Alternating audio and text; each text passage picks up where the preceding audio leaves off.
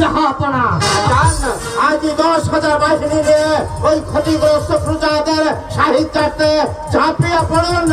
আপনার আদেশ আমার শ্রদ্ধার্থ জাহাপনা, আপনার আদেশ আমার শ্রদ্ধার্থ, আপনার আদেশ আমি মাথায় নিয়ে চলে যাচ্ছি জাহাপনা, আপনার আদেশ আমি মাথায় নিয়ে চলে যাচ্ছি।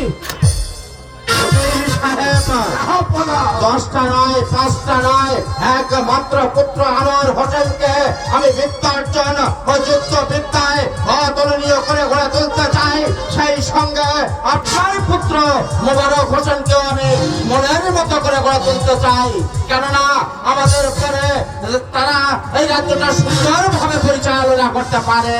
আপনার ইচ্ছাই আমার ইচ্ছাটা হবে না। আর শুনুন উজির সাহেব, শুধু আপনার আমার পুত্রকে মনের মতো করে গড়ে তুললে চলবে না।